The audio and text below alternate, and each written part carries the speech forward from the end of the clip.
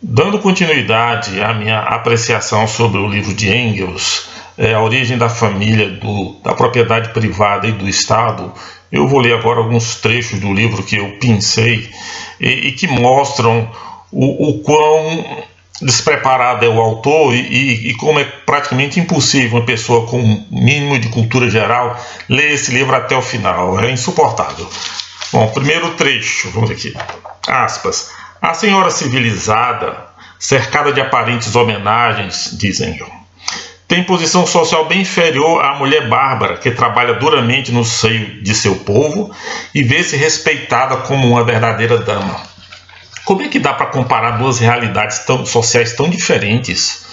A posição da mulher na sociedade complexa e a posição da mulher na sociedade bárbara, acho que está falando dos povos bárbaros da Europa, ou mesmo se referindo aos povos das florestas, povos de tecnologia simples, são realidades sociais completamente diferentes, autônomas, não podem ser comparadas dessa maneira.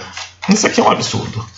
Agora, em algumas passagens, ele é claramente preconceituoso e racista. Vejam só essas passagens do livro dele. Aspas. Se torna muito duro para os historiadores ingleses terem que depender de dois estrangeiros geniais, Bachofen e Morgan. Fecha aspas. Olha o preconceito dele contra os ingleses, né? Agora, chamar Bachofen de genial é no mínimo forçar a barra, né? Que o Morgan mereça respeito, tudo bem. Agora, que os pesquisadores ingleses algum dia dependeram desses dois é sonhar muito, né? Depois, continuando, abre aspas. Esse progresso, o da monogamia, né, não podia ser devido ao homem, pela simples razão de que jamais lhes passou pela cabeça a ideia de renunciar aos prazeres de um verdadeiro matrimônio por grupo. Fecha aspas. Então ele diz que todo homem é infensa à monogamia e, portanto, afim de matrimônio grupal e que, portanto, o aparecimento da monogamia certamente que não se deveu ao homem. Agora, aparentemente também não deve ter sido a mulher, porque para ele a monogamia só fez criar problemas para as mulheres, né? Então, fica a questão, de onde veio isso aí? Foi do espaço extraterrestre? Mas vamos continuar para vocês terem mais ideia do que aparece, né? Olha só o que diz aqui. Aspas. Casuística inata nos homens a de mudar as coisas, mudando-lhes os nomes. Quer dizer, o homem, o indivíduo masculino da espécie, tem uma propensão inata para mentira, para falsidade, para hipocrisia. Onde ele descobriu isso? Onde ele conseguiu esse dado? Com base em que ele diz isso? Isso aqui é um chute miserável. Isso aqui é impublicável. Mais adiante. Abre aspas. Agora ele está se referindo ao período logo após a queda do Império Romano, né? Aí, aspas. A nova monogamia que resultou da ruína do mundo romano revestiu a supremacia masculina de formas mais suaves e mulheres muito mais consideradas e livres. Continuando um pouco mais abaixo, aspas. Mas o maior progresso no desenvolvimento da monogamia realizou-se indubitavelmente com a entrada dos germanos na história. Aí ele fala um trecho aqui, citando o Tácito, né? Em primeiro lugar, juntamente com a santidade, contentavam-se com uma só mulher e as mulheres viviam cercadas por seu pudor. A poligamia entre os germanos existia apenas para os grandes e os chefes. Isto aqui, gente, não é só uma distorção, é uma mentira. Na verdade, o verdadeiro caráter das relações entre homens e mulheres, entre os povos germânicos, só vai aparecer claramente no início da Idade Média, nas crônicas medievais, as crônicas da primeira Idade Média, lá do iniciozinho. E são crônicas de horror, principalmente para as mulheres. Basta dizer a vocês, por exemplo, que a mulher adúltera, ela era esganada e jogada num pântano fedido, fedorento, num lugar nojento. O homem apenas pagava uma multa. Houve um período que a Igreja Católica tentou começar a convencer aqueles chefes bárbaros germânicos a manterem um casamento permanente. Então, quando um deles queria se divorciar, ele fazia a seguinte coisa, usava-se do seguinte artifício. Entre os bárbaros germânicos, um assassinato era punido com uma multa e um roubo com a pena de morte. Vejam vocês. Então, o que esses chefes bárbaros germânicos superiores, como o Engels aqui diz, né, tão assim acima da média do mundo greco-romano, eles simplesmente matavam a sua esposa atual, pagavam uma multa à família dela e casavam com a amante. Bom para a mulher isso, não é? Mas não é só isso que o Engels força, distorce, corrompe e mostra, na verdade, os seus preconceitos, né?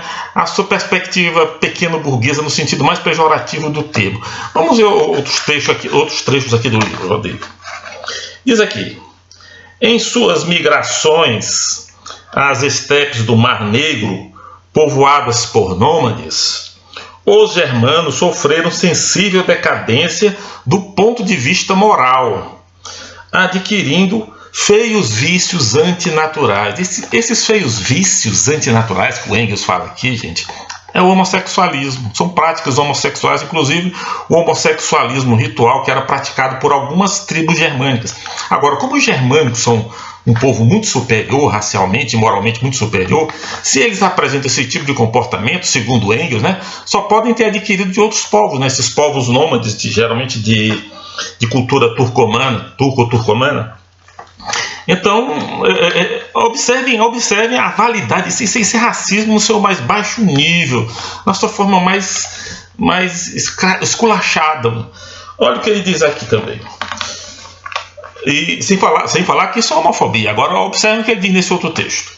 Aspas. O envelhecimento da mulher entre os gregos, né, refluiu sobre os próprios homens, levando-os a repugnantes práticas da pederastia e a desonrarem seus deuses e a si próprios pelo mito de Ganimedes.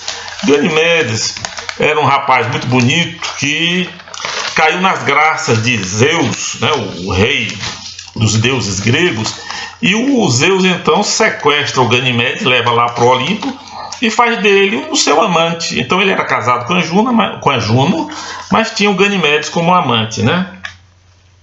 Mas ele também... Bom, então se isso aí não é homofobia, né? Eu não sei o que possa ser.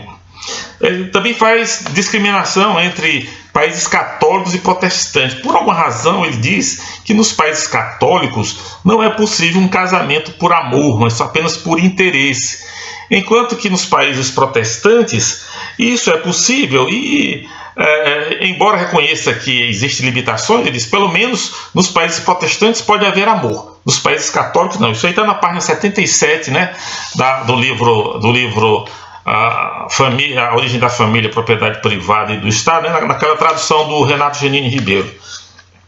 Então não vou me alongar mais sobre isso, né?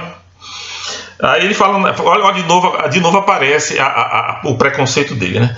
Na novela, a literatura de novela é o espelho da sociedade, né?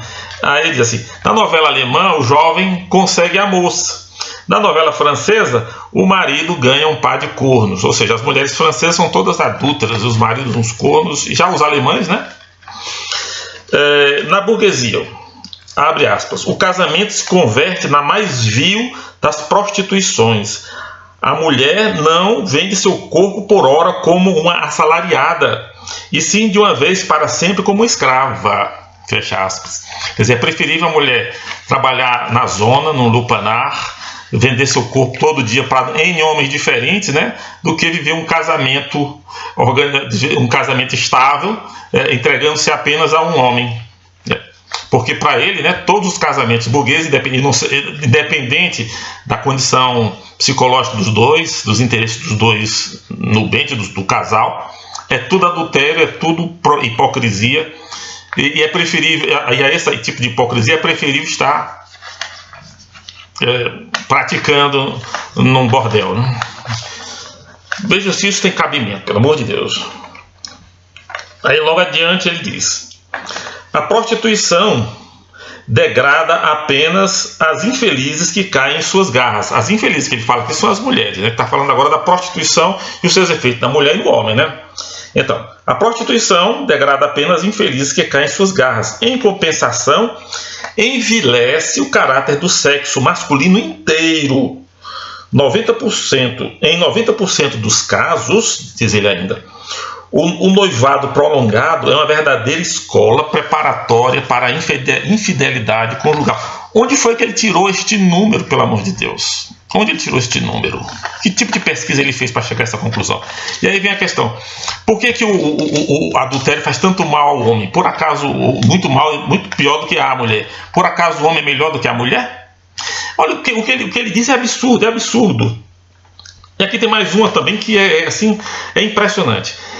Abre aspas. Em Atenas, às vésperas de sua queda, e em Roma, sob os imperadores, se havia ali relações amorosas entre cidadãos livres, todas eram mero adultério. Como é que ele pode dizer isso? Como é que ele pode dizer isso? Eu acho que esse homem fazia história lendo literatura erótica, pornográfica, crônicas escandalosas, e a partir daí foi tirando as suas conclusões e ajustando ela, né, na verdade, a vileza do seu caráter. Engels é tão mau caráter que durante a vida ele juntou-se com duas mulheres, aliás, duas irmãs, né?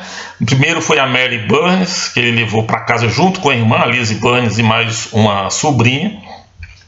Quando a Mary morreu, ele juntou-se a Lizzie Burns, a irmã mais nova, e quando as duas conviveu, mas como que levando uma vida à parte. Ele tinha vida dupla. Ele ia para a sociedade, para a alta burguesia que ele frequentava também, que ele era filho de um grande industrial, ou mesmo para os grandes eventos dos marxistas, das uniões, das trade unions, dos sindicatos, etc.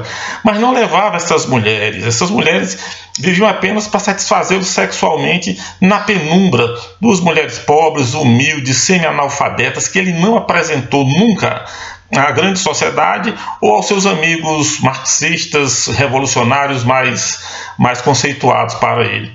Inclusive, a primeira, a Mary, morreu alcoólatra, com um problema de alcoolismo. E não é para menos. A outra conseguiu que ele casasse com ela na Igreja Católica, assim, às vésperas da morte, né? E depois que ela morreu, o Engels limitou-se a colocar na sepultura dela Lídia, mulher de Friedrich Engels. Engels mostra com a sua própria vida que tudo aquilo que ele escreveu na origem da família, da propriedade privada e do Estado não passa de uma grande farsa, de uma tremenda hipocrisia. Um livro desse, baseado em preconceitos como este que eu falei, uma colagem de autores sem nenhum gabarito, um ou outro autor mais sério, mas já ultrapassado. Quem não tem credibilidade e é citado nesse livro, já está ultrapassado, já foi modificado naquilo que o Engels usou para usar no texto do seu livro.